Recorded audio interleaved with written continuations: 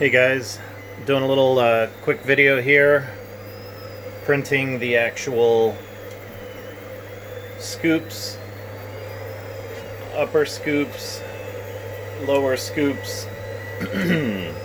Actually, these are the upper, these are the lower, and then the scoop supports and the scoop support shafts are being printed on the third printer. So all three printers are going at once at the same time, working on building the kit for the Kickstarter. So there's a full-size chair, and this is just some test pieces that I put together to test clearance and tolerances and how things went together. So there it is.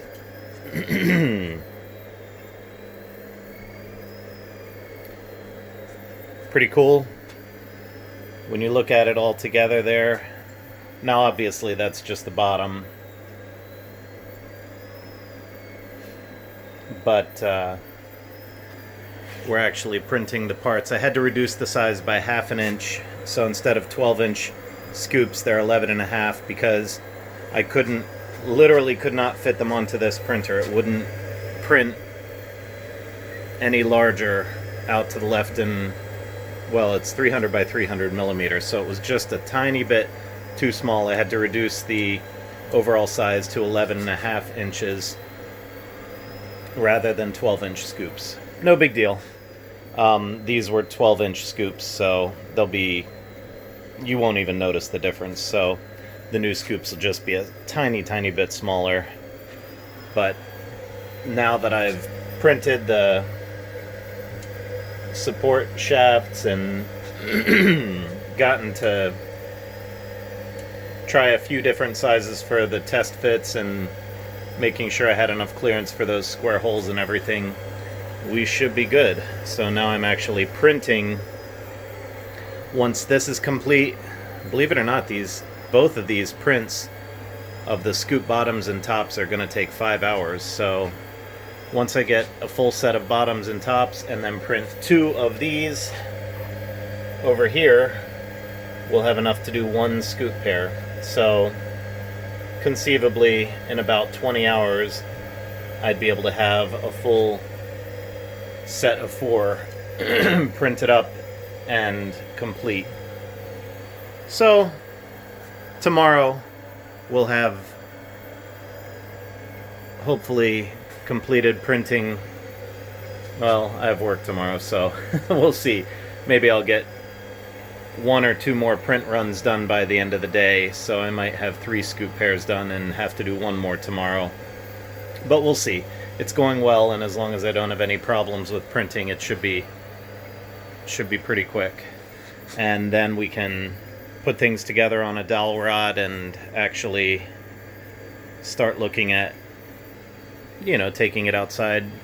Here's the little stepper motors that I got. I had a NEMA 17 motor there, and then I bought a low profile NEMA 17.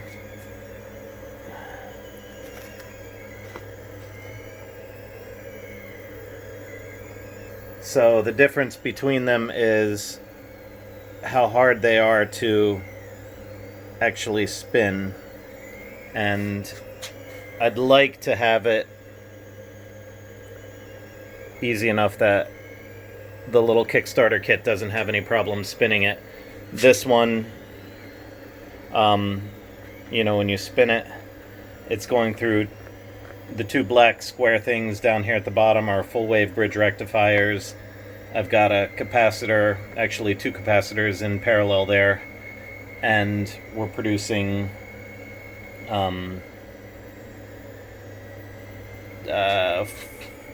5 through 10 volts depending on how fast you move it back and forth. So we'll see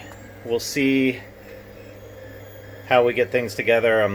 I don't know. This part of it's going to be a little bit scary for me. We have to be able to come up with I'd like to see 10 watts of power. 10 to 12 watts of power would be great, but we'll see what we can get and go from there. These little tiny stepper motors don't produce a whole lot, but if they're geared properly, maybe we can get the wattage that we need. So we'll see. I bought here we go. I bought some larger toothed wheels. These are 60 tooth wheels. I have 40 tooth wheels,